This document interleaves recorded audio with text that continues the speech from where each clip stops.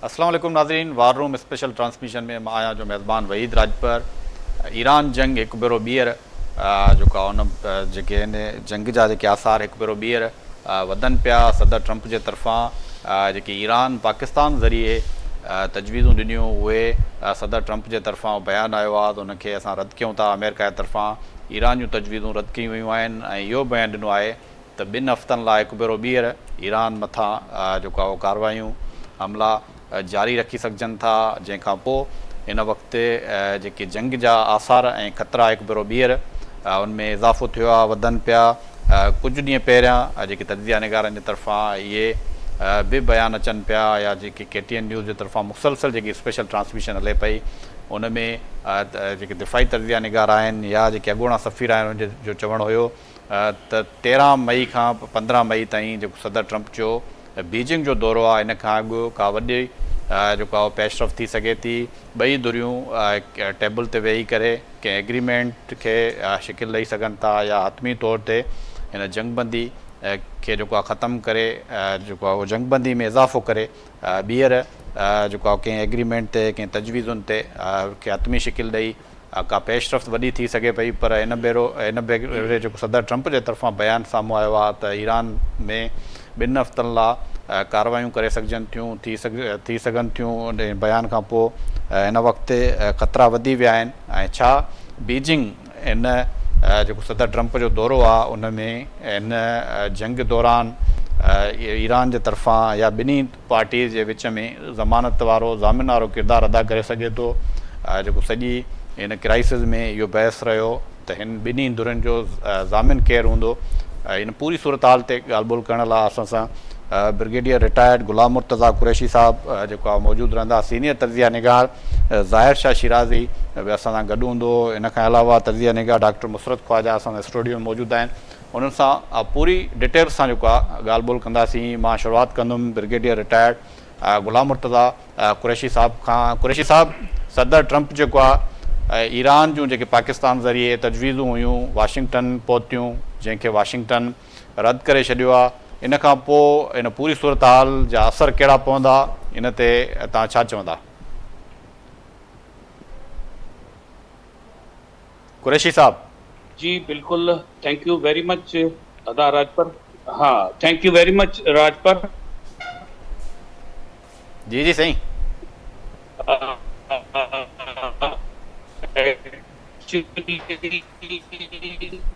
कुरैशी साहब जे line में मसलो पे अचे। शाह साहब आप क्या कहेंगे? ये पूरी सूरत हाल सदर ट्रंप ने बयान दिया है कि जो ईरान ने तजावीज़ भेजी थी वाशिंगटन पाकिस्तान के ज़रिए उसको हम मुस्तरद करते हैं, क्या कहेंगे आप?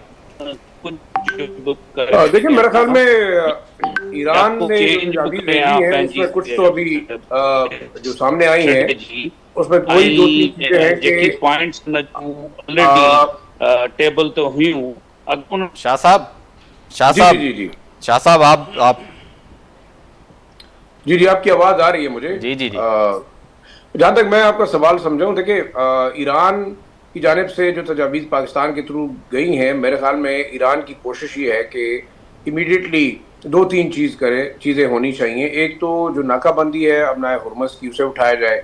साथ साथ ईरान इस बात पे भी राज़ी नज़र आता है कि जो 20 साल के लिए अमेरिका की डिमांड थी कि 20 साल तक यूरेनियम इनरिचमेंट नहीं होनी चाहिए, उस पर तो शायद राज़ी नहीं है, लेकिन लिमिटेड अरसे तक तकरीबन 4-5 साल तक के ऑप्शन के ऊपर वो जाने के लिए तैयार है। दूसरा, मेरे ख्याल में जो उनके फ्रोजन एसेट्स है वो ईरान की बहुत बड़ी कोशिश है कि उनको जो है वो रिलीज करवाया जाए। और ये मेरे ख्याल में जंगबंदी, लॉन्ग टर्म जंगबंदी के लिए इनिशियल जो कॉन्फिडेंस बिल्डिंग मेजर्स हैं शायद वो ईरान की जानिब से पहले भी थी और अभी भी थी। लेकिन देखिए, नॉन सीरियसनेस अमेरिकन की इस बात के ऊपर है अभी तक के सदर ट्रंप अभी भी इजराइल फर्स्ट की पॉलिसी के ऊपर चल रहे हैं।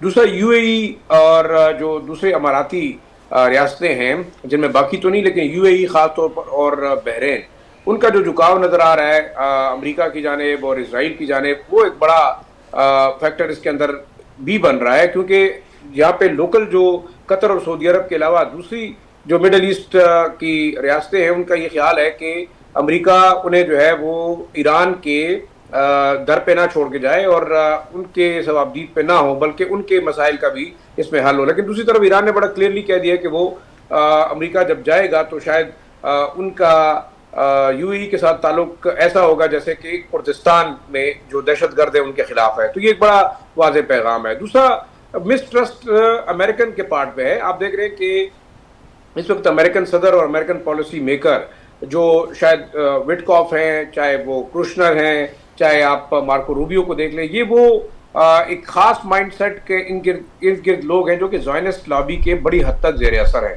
اور کوئی بھی ڈیل جو کہ ایران کو ریلیف دے گی میرے خیال میں اس پہ امریکہ راضی نہیں ہوگا. لیکن دو چیزیں بڑی عام ہیں. اب اگر جیسے کہ آپ نے ذکر کیا اپنے انٹرو میں, مجھے سندھی اتنی یادی تو نہیں ہے لیکن تھوڑی بہت سمجھ آتی ضرور ہے, جو پریزیڈنٹ ٹرمپ کا وزٹ ہے چائنا کا وہ بڑا امپورٹنٹ ہے. کیا وہ ایک پاورفل امریکہ کی شکل میں جانا چاہیں گے چائنا کے اندر, یا وہ ایک ہارے ہوئے ایران سے ہارے ہوئے ایک امریکن پریزیڈنٹ کی شکل میں جا کے ملیں گے, کیونکہ اس سے بڑا فرق پڑے گا. اور اس میں اب کوئی دوسری رائے نہیں ہے. لوکل انٹرنیشنل تمام ایکسپرٹس اس بات پہ اب جو ہے وہ متفق ہیں کہ امریکہ نے ایران کے خلاف نہ صرف اپنے اہداف حاصل نہیں کیے بلکہ آپ دیکھیں ملیٹریلی وہ یہ جنگ ہار چکا ہے. اکنامکلی اس کی جو پیٹرو ڈالر کی اکانومی تھی یا ہیجمنی تھی اس ریجن کے اندر وہ ختم ہو گئی ہے. سائیکولوجیکلی اگر دیکھیں تو اس کی فوج ڈیمورلائز ہے, اندر سے ٹوٹ رہی ہے. اب ہر فوجی سوال اٹھا رہا ہے کہ امریکن فرسٹ ہونا چاہیے یا اسرائیل فرسٹ ہونا چاہیے, اور اب وہ اسرائیل کے لیے کیوں لڑیں. پھر دوسرا ایٹ ہوم دیکھیں, نومبر میں جو الیکشن ہوگا وہ میرے خیال میں پریزیڈنٹ ٹرمپ کے لیے بہت بڑا چیلنج اس لیے ہے کہ اندرونی طور پر ریپبلکن اور ڈیموکریٹس دونوں جو ہے وہ صدر ٹرمپ کی ایران جو جنگ ہے اس کی پالیسی کے خلاف اس لیے ہیں کہ دیر از نو وے آؤٹ. جس طرح ویتنام کے اندر جو ہے پریزیڈنٹ نکسن کے ٹائم پہ امریکہ پھنسا ہوا تھا, اس وقت آپ دیکھیں اس سے زیادہ بری حالات ہیں اور ایران اب ڈکٹیٹ کرا رہا ہے. اور ایک امپورٹنٹ چیز اس جنگ کے اندر ہوئی ہے وہ یہ کہ ابنائے ہرمز اگر ایران کلیم نہیں کرتا تھا لیکن اس جنگ کے بعد وہ اسے اپنا اٹوٹ انگ سمجھتا ہے, اپنا جو ہے وہ ایران کا پراپر حصہ سمجھتا ہے. تو جب بھی مڈل ایسٹ سے امریکہ وڈرا ہوتا ہے, ایران اور امریکہ کے درمیان ایک ڈیل ہوتی ہے, یہ تمام سٹرکچر جو ہے وہ ٹوٹلی جو ہے وہ چینج ہوگا. دوسرا اب جو ٹرمپ کے وزٹ کا ایک بہت بڑا مقصد یہ بھی تھا کہ شاید وہ جا کے چین کے اوپر یہ بھی احسان کرنے لگا تھا کہ وہ ابنائے ہرمز کو کھول رہا ہے. چائنیز انٹرسٹ ابنائے ہرمز کے ساتھ جڑے ہوئے ہیں. زیادہ تر جو بائر ہے جو مڈل ایسٹرن ممالک کے اور ایرانی تیل کا وہ چائنا ہے. تو شاید وہ لی پنگ کے ساتھ یہ بات کرنا چاہ رہے تھے کہ شاید بڑا کمال کیا ہے امریکہ نے اور امریکہ نے جو ہے سالویج کیا ہے چائنا کو, لیکن وہ چیز اپنی نظر نہیں آ رہی. اب مجھے تو یہ بھی لگتا ہے کہ شاید یہ دورہ بھی ملتوی ہو, کیونکہ at this stage America is a war loser کے طور پہ اگر چائنا جائے گا تو اس کی ٹرمز کنڈیشن ڈفرینٹ ہوگی. اور دوسرا مڈل ایسٹ کے اندر آخری جو چیز ہوئی ہے وہ ہے جنگ کا نتیجہ یہ کہ اسرائیل کا جو ایکسپینشنسٹ ڈیزائن ہے وہ بڑی حد تک سیبوٹاج ہوا ہے. اور مڈل ایسٹرن ممالک جو پچھلے 30 سالوں سے امریکی ڈر سے کہہ لیں آپ یا مجبوری سے کہہ لیں, وہ امریکہ کی باتیں مانتے رہے. آج آپ دیکھیں قطر نے بڑا کلیئرلی کہہ دیا ہے, کویت نے بھی کہہ دیا ہے کہ وہ اپنی ایئر اسپیس نہیں دے گا. خاص طور پر جو آپریشن فریڈم کا اعلان کیا تھا پریزیڈنٹ ٹرمپ نے کہ وہ ابنائے ہرمز میں جو جتنے بھی ٹینکرز ہیں ان کو سیکیورٹی فراہم کریں گے, that could not have happen because of Qatar اور جو سعودی عرب نے ڈینائی کیا ہے ایئر اسپیس. تو یہ تمام چیزیں ایسی ہیں میرے خیال میں اس وقت امریکہ بڑی بری طرح پھنس چکا ہے. امریکہ بری طرح سے پھنس چکا ہے. شیرائی صاحب, قریشی صاحب بھی لائن پہ ہیں. قریشی صاحب, یہ تمام پوری صورتحال ॿुधी ऐं ظاهر शुरूआत तव्हां खां कई पर कुझु टेक्निकल आवाज़ ताईं क्लियर न अचे पई. हिन वक़्तु जेकी सूरत-हाल आहे तव्हां कीअं पिया ॾिसो? सदर ट्रम्प जो बयान बि साम्हूं आहे, उन ईरान जूं जेके तजवीज़ूं आहिनि उहे रद्द करे छॾियूं ऐं इहो बि चयो त 2 हफ़्तनि लाइ जेको आहे उहो ईरान मथां हमला बि करे सघजनि था. उहो त हाणे ठीकु आहे, जेको हाणे हुनखे जेको चवणो हो त हुन चयो ऐं हमेशह हिकिड़ी स्टेटमेंट त रही कान्हे का सदर ट्रम्प जी. मां असल ॻाल्हि कंदुसि छाकाणि डिटेल त असांजे शिराज साहिब सॼी ॿुधाई आहे, पर असल मसइलो इहो आहे त ईरान खे खपे गारंटी.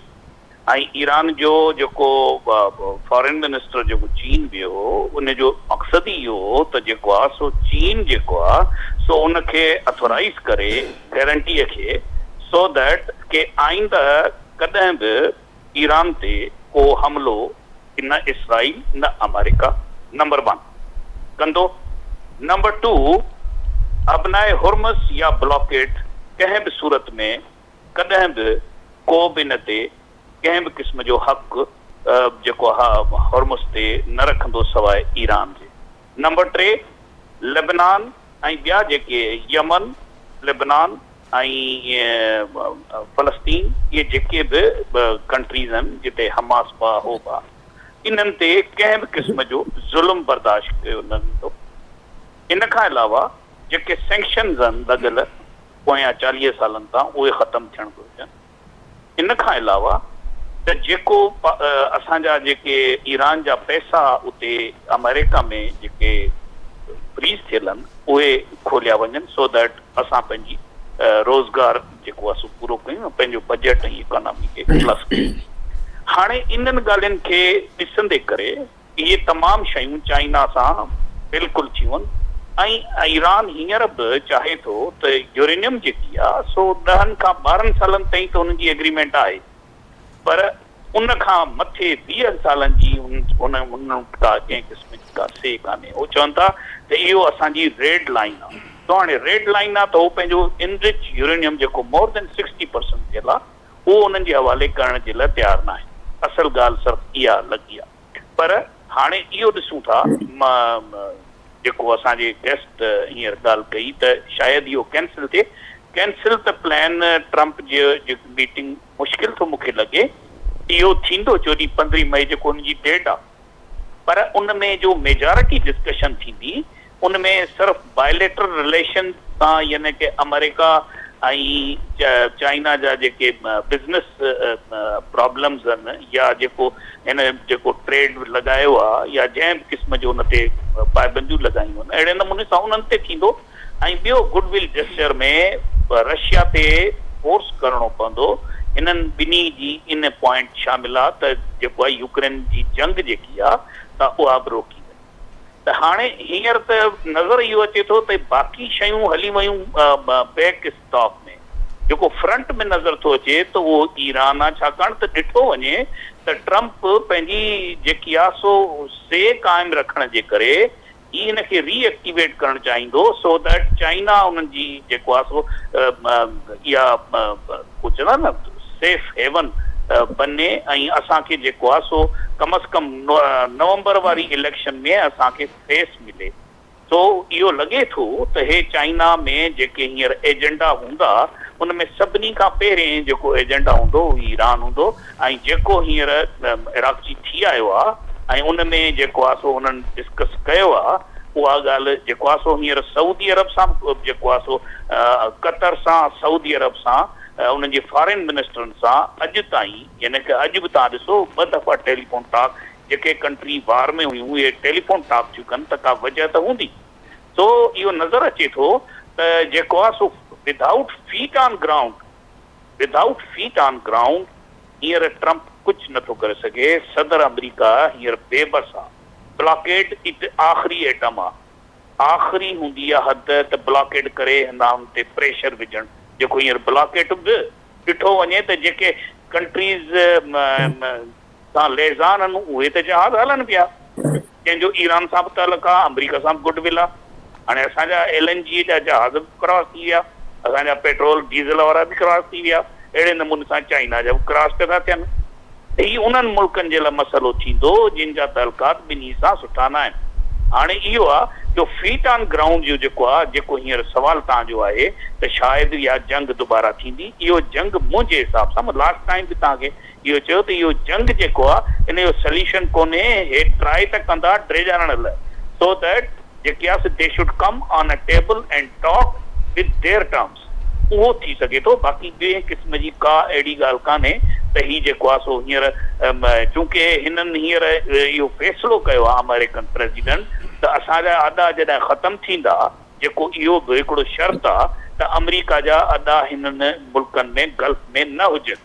उन ते त चलो कंहिं बि क़िस्म जी पॉज़िटिव नेगेटिव एग्रीमेंट थी सघे थी, पर उन जे सेकंड ऑप्शन हिननि इहो कयो आहे त इहे जेके फोर्स 40,000 जे राउंड अबाउट हिन गल्फ में अमेरिकन परमानेंटली सेटल आहे, it will be settled in Israel so that they protect Israel for long time. हाणे इहो जेको आहे सो इहो ॾिठो वञे त जस्ट हिकिड़ो त इन ई गल्फ सां गॾु ई आहे ऐं हिन एरिया में एशिया में जेको आहे सो ईरान ते प्रेशर रहंदो ऐं अॻिते हली इहे जेके फ़ौजी अॾा जेके इज़राइल में हूंदा उहे एक्टिवेट थी सघनि था एनी टाइम एक्टिवेट थी सघनि था। कुरैशी साहब, डॉक्टर मुसरत ख्वाजा सां ॻाल्हाईंदासीं। डॉक्टर साहब, तव्हां छा चवंदा? ही पूरी सूरत हाल कुरैशी साहब, शिराज़ी साहब जूं ॻाल्हियूं ॿुधियूं त 13 खां 15 मई जो जेको बीजिंग जो दौरो आहे उहो सदर ट्रंप जो जेको उहो कैंसिल बि थी सघे थो ऐं ज़ाहिरी आहे जेकॾहिं विज़िट करे बि थो त हिकिड़ो हारायल सदर तौरु हुनजो का वज़न आहे तो जेको आहे उहो दौरो न रहंदो, की बार्गेनिंग कोन करे सघंदो। छा चवंदो हिन ते? वैसा तव्हांजी महिरबानी। ॾिठो वञे त हिन वक़्त में जेकी आहे तकड़ि सदर ट्रंप खे आहे, उन जा कुझु रीज़न्स आहिनि। रीज़न्स इहे आहिनि त अमेरिकी कांग्रेस में डेमोक्रेट्स ऐं रिपब्लिकन जेकी आहिनि उहे पाण ट्रंप ते कावड़िया वतनि। उन्हनि जो इहो चवणु आहे त ईरान ते जेकी उहो चवे पियो त जेकी न्यूक्लियर हवाले सां या यूरेनियम हवाले सां उहो अफ़सरदगी करे पियो, उहो न करणु घुरिजे। उहो असांखे जेकी आहे 440 जेकी किलो आहे उहो असांजे हवाले कया वञनि। उन्हनि जो इहो चवणु आहे त 1960 खां वठी करे इसराइल जेकी आहे सो पंहिंजे हिन प्रोग्राम खे जारी रखियो पियो अचे, पर ट्रंप उनखे कॾहिं न चयो आहे। ऐं हिन वक़्त में अमेरिका जेकी क्राइसिस मां गुज़री रहियो आहे तंहिंजो वॾो कारण उहो ट्रंप खे ॾेई रहिया आहिनि। ऐं उन्हनि जो इहो चवणु आहे त ट्रंप जेकी आहे सो अमेरिका खे बदनाम करे छॾियो आहे। त मुंहिंजे ख़्याल सां त जेकी ट्रंप हींअर वञे पियो चाइना ऐं त हू पंहिंजो दौरो त मुल्तवी कोन कंदो, पर अॻु में हू जेकी धमकाए पियो त जेकॾहिं कुझु अहिड़ो थी वञे त आउं जेकी आहे सो हिकिड़े विनिंग कैंडिडेट जी हैसियत सां दुनिया खे ॿुधाए सघां, अमेरिकन्स खे ॿुधाए सघां त हीअ जेकी जंग असां खटी आहे। पर मुंहिंजे ख़्याल सां जेकी हिन जेकी आहिनि धमकियूं आहिनि, फ़िलहाल त जेकी आहिनि सो मुंहिंजे ख़्याल सां चीन जे दौरे खां अॻु में जेकी आहे सो इहे कारगर कोन्हे, पर हिन जो जेकी आहे सो थोरो हिकिड़े हवाले सां काफ़ी उते जेकी साइकोलॉजिकल प्रॉब्लम हलनि पिया उन्हनि जे बारे में काफ़ी चुमगुयूं आहिनि उते। त हीअ मुंहिंजे हिसाब सां जॾहिं चीन खां वापसि ईंदो त हीअ कुझु न कुझु जेकी आहे ईरान ख़िलाफ़ु कार्रवाई कंदो। ऐं हिन वक़्त में जेकी आहे सो ट्रंप जेकी इहो चयो आहे त असां कॾहिं हू चवे थो त असीं हिनखे स्टोन एज में मोकिले छॾींदासीं, कॾहिं चवे थो त हिनखे जेकी आहे सो सिविलाइज़ेशन खे ख़तमु करे छॾींदासीं। वरी 2 ॾींहं अॻु में न चयो आहे त जॾहिं उनखां हिकिड़े साफ़ी वाशिंगटन वाइट हाउस में पुछियो त जेकी आहे असांखे कीअं ख़बर पवंदी त जेकी आहे सो जंग ख़तमु थी आहे, तव्हां विन कयो आहे, त उन हिकिड़ी अहिड़ी ॻाल्हि कई चई तव्हां ही ॾिसंदा त हिकिड़ो रोशनी जो जेकी आहे सो शोलो ॿरंदो। त हाणे हीअ हिकिड़ी धमकी हमेशह ॾिनी वेंदी आहे जिथे बि को एटम बम किरायो वेंदो आहे, जीअं जापान में किरायो वियो हो त उते हिकिड़ो इहो हिकिड़ो धमाको थियो त हिन जो मक़सदु इहा त असीं धमाको बि करे सघूं था। त हिन ते जेकी आहे सो को भरोसो नथो करे सघे। सुबुह खां वठी करे हीअ 10 ॻाल्हियूं करे थो, कॾहिं जेकी आहे सो सुबुह जो उथी करे हिकिड़ो बयानु ॾिए थो, कॾहिं ॿियो बयानु ॾिए थो। पर हिन वक़्त में ट्रंप जल्दी में इन ई करे आहे त मिड टर्म इलेक्शन जेकी आहे सो 3 नवंबर ते थी रहियूं आहिनि। उन में जेकी आहे सो काफ़ी जेकी सर्वे हले पई उन मुताबिक़ ट्रंप जेकी आहे सो उनमें रिपब्लिकन पार्टी हाराए पई। त हाणे हीअ चाहे थो त कुझु अहिड़ा कमु करियां जंहिंसां इहो अमेरिकन अवाम खे ॿुधाए सघां, दुनिया खे ॿुधाए सघां त हीअ जेकी आहे सो जंग असां विन कई आहे, जीअं इनखे फ़ाइदो थी सघे मिड टर्म इलेक्शन में। ऐं तंहिंजे करे अमेरिकन्स लॉबी बि जेकी हींअर आहे जेकी हमेशह इसराइल जी सपोर्ट कंदी हुई उहो बि हीअ ट्रंप हथ कढी रही है। ट्रंप हथ कढी वही है। शिराज़ी साहब, आपने ये बातें सुनी अभी जो सदर ट्रंप ने एक ये धमकी दी है कि 2 हफ्ते के लिए मैं ईरान पे हमले या कार्रवाई कर सकता हूँ, तो किस तरह की ये कार्रवाई होगी? दूसरा मेरा सवाल ये है कि मिड टर्म भी आ रहे हैं, जैसे आपने कहा 13 से 15 अप्रैल का जो बीजिंग का दौरा है वो भी कैंसिल हो सकता है मुमकिन तौर पे। क्या ये जो एक कांग्रेस की तरफ से जो प्रेशर है सदर ट्रंप पे, मिड टर्म आ रहे हैं, क्या ये इंटरनल जो प्रेशर है वो बर्दाश्त कर सकेंगे? और ईरान पे 2 हफ्ते की कार्रवाई, किस तरह की मुमकिन कार्रवाई क्या हो सकती है? देखिए, जैसे ब्रिगेडियर कुरैशी साहब ने भी कहा और डॉक्टर मुसरत ने भी, मैं उनकी बहुत सारी बातों से इत्तेफाक करूंगा कि जो ईरान ने जाहिर बात है कि गजा, फ़लस्तीन, लबनान, इन तमाम चीज़ों को इंक्लूसिव इस एग्रीमेंट का हिस्सा बनाने और साथ साथ जो गारंटीज की बात की थी अब्बास अरागची ने यानी चाइना में जाकर, मेरे ख्याल में देखिए प्रेसिडेंट डोनाल्ड ट्रंप की गारंटी तो शायद उसके घर वाले भी नहीं दे सकते कि वो किसी वक्त क्या सोचता है और क्या करता है।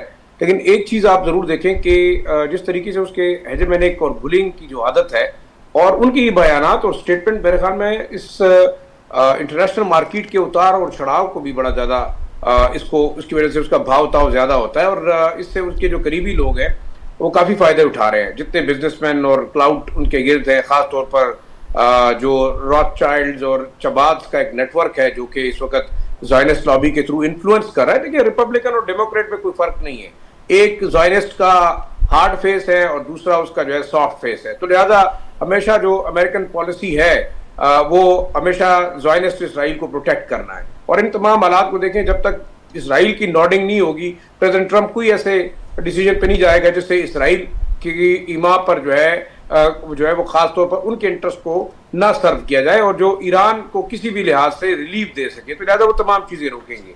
अब ज़्यादातर आप अगर ये कहें कि जी स्ट्राइक्स, तो आपने देखा कि आज तक तो उनकी नेवी भी तबाह कर दी, उनकी एयरफोर्स तबाह कर दी, उनके तमाम मिसाइल सिस्टम भी अमेरिका ने तबाह कर दी। अब बचा क्या है? बकौल उसके ईरान तो वैसे भी हार चुका है, तो अब मजीद वो क्या कार्रवाई करेगा? क्या वो पुलों को तबाह करेगा? क्या वो सिविलियन इंफ्रास्ट्रक्चर को तबाह करेगा? मेरे ख्याल में इसका रिस्पॉन्स बड़ा ज़्यादा खतरनाक होगा। और ईरान ने बड़ा क्लियरली कह दिया, आज भी देखें उनके जो टॉप लीडरशिप है या जो आर्मी चीफ मिले हैं सुप्रीम लीडर से, उन्होंने बड़ा क्लियरली कह दिया है कि ईरान जो है उससे सख्त रिस्पॉन्स देगा। रिस्पॉन्स की शक्ल में आप देखेंगे कि यूएई, कुवैत और बहरीन, ये तीन ऐसी रियासतें हैं जो तकरीबन टोटल विप आउट होंगी। और मेरे ख्याल में ईरान ने इस दफ़ा मुकम्मल जहन बनाया हुआ है कि किसी भी लिहाज से यूएई, जिसको वो समझते हैं कि एक ज़ायनिस्ट फ्रंट बेस है for operation against the middle eastern countries और इवन साउथ ईस्ट एशिया और global south up till China and Russia, तो वो मेरे ख्याल में शायद उसको विप आउट किया जाएगा और आप देख सकते हैं कि बड़े खतरनाक उसके नतीजे होंगे। लेकिन मैं ये समझता हूँ कि ट्रंप की धमकियाँ सिर्फ धमकियों की हद तक है। मैं नहीं समझता कि इतनी फेस सेविंग के बाद जो पाकिस्तान ने अमेरिका को दी, जैसे वियतनाम जंग में भी पाकिस्तान ने अमेरिका को एक से फेस सेविंग दी थी जब वियतनाम जंग अमेरिका हार चुका था, और प्रेसिडेंट निक्सन को एक यानी कहते सीक्रेट विजिट पे चाइना भिजवाया गया जहाँ पे ये तमाम चीज़ें हुई और अमेरिका वहाँ से विड्रॉ हुआ। वियतनाम की शिकस्त मेरे ख्याल में बड़ी वाज़ेह है। ईरान की शिकस्त उससे ज़्यादा खतरनाक है अगर इस वक्त अमेरिका फेस सेविंग करके निकलता नहीं। और देखिए, बड़ी चीज़ें अब नहीं रहेगी।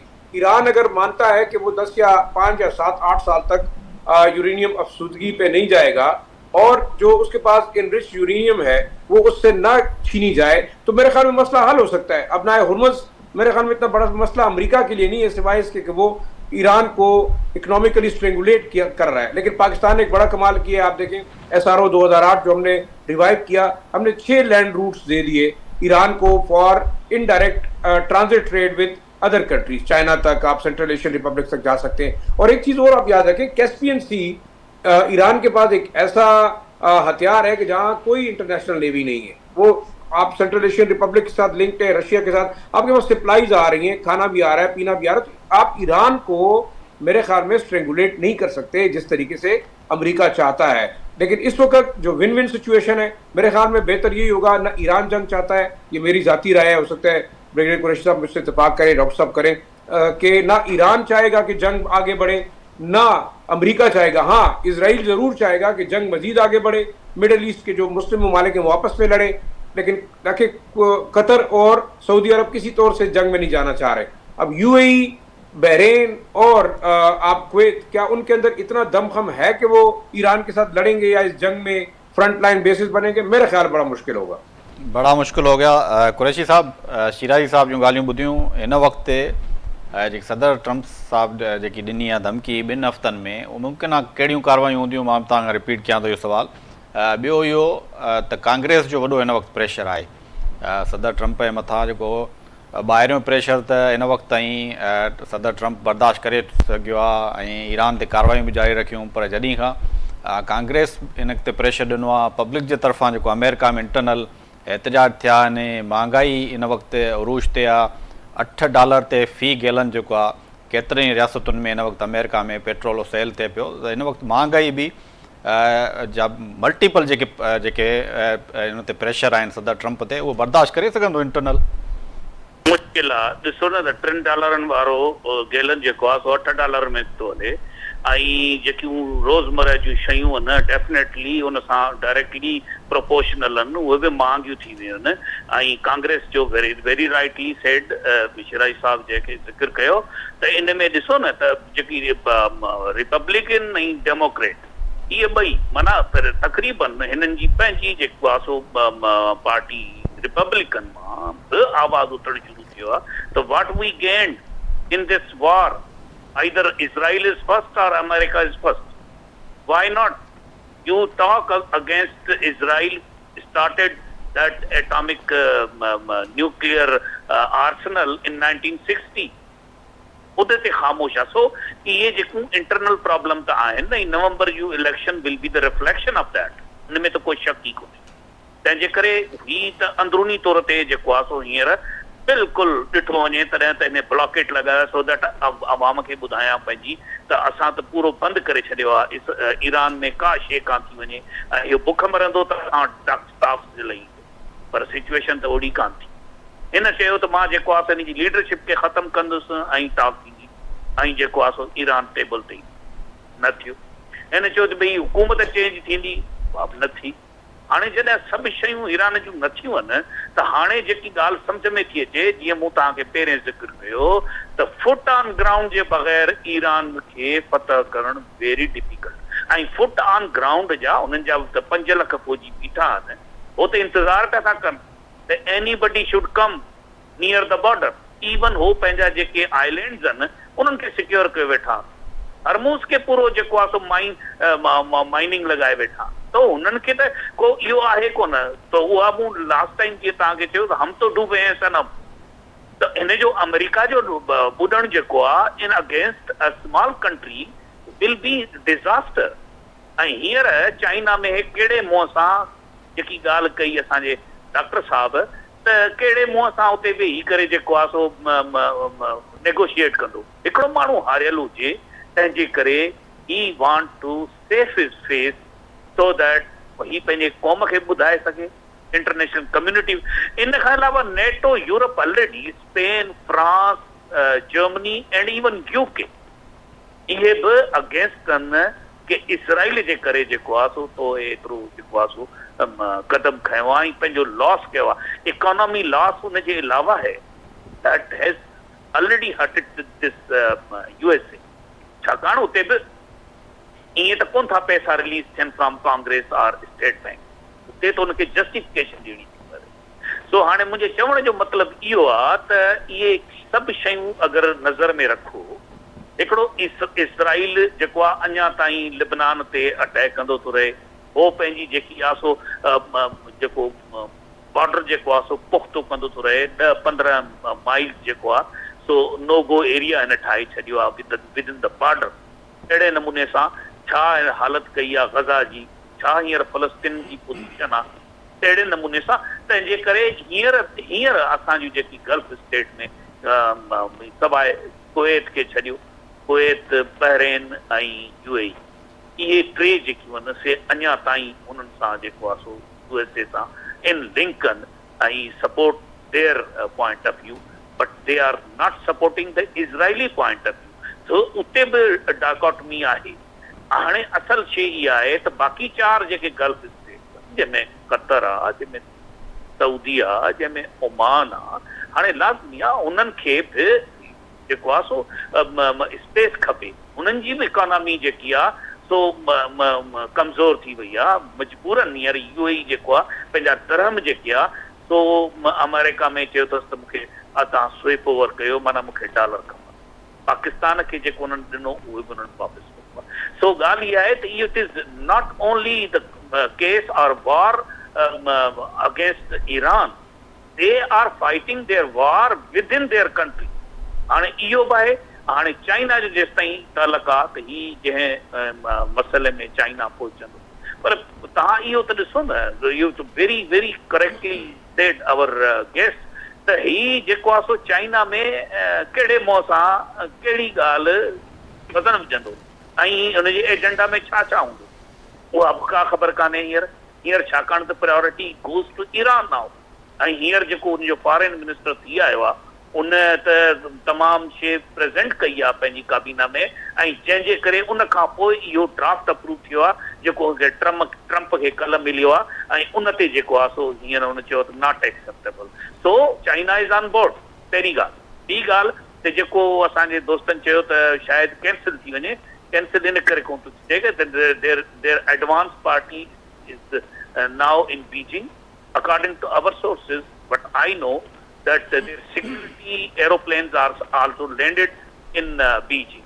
So इहा त थी नथो सघे त जेको आहे सो उहा वार जेकी आहे सो मीटिंग कैंसिल थिए. It has to go.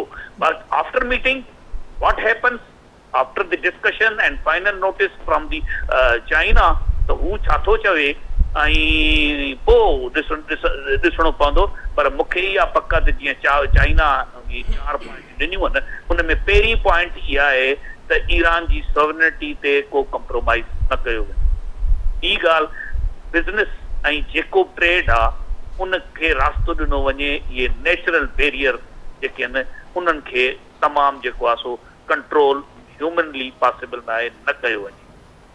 चोथों, स्टेबल रहे एरिया यानी कि गल्फ, सो दैट मुल्क में दुनिया में अमन हुजे. अमन ते ब्रिगेडियर साहब हिन वक़्तु टाइम सफ़ा शॉर्ट आहे. ब्रिगेडियर रिटायर्ड गुलाम मुर्तज़ा कुरैशी साहब, अवां जी महिरबानी. शिराजी साहब, इन वक्त शिराजी साहब मैं आपकी तरफ आऊँगा. इस वक्त अमेरिका जो है उसके तो कई जंगों में जो है उन्होंने शिकस्त खाई है, वो शिकस्त खाने का माहिर है. ये पहली जंग होगी इसराइल को इस जंग में, ईरान जंग में शिकस्त होगी. आप इस पे क्या कहेंगे? आप मुझसे सवाल कर रहे हैं? जी जी, आपसे शिराजी साहब. आपकी आवाज़ मुझे नहीं आई, अगर मुझे सवाल दो. मैं कह रहा हूँ कि अमेरिका ने वियतनाम में जो है वो वहाँ पे शिकस्त कबूल की, अफ़गान वार हो गई, कई दुनिया के कई ममालिक में शिकस्त खाने का यूएस माहिर है. अभी इसराइल की ये पहली जंग होगी जिसमें उसको शिकस्त होगी. देखिए, इसराइल आज तक कभी किसी मुल्क के खिलाफ जंग लड़ा नहीं है. आपने देखा कि इसराइल अकेला नहीं लड़ रहा, उसके साथ फ्रांस, उसके साथ यूरोपीय यूनियन, अमेरिका. जाहिर बात है कि किसी ज़माने में क्या कि आज भी ऐसा ही है कि इसराइल की जो मिलिट्री सपोर्ट है वो और फाइनेंशियल सपोर्ट है वो अमेरिकन टैक्स पेयर्स के पैसे से हो रही है.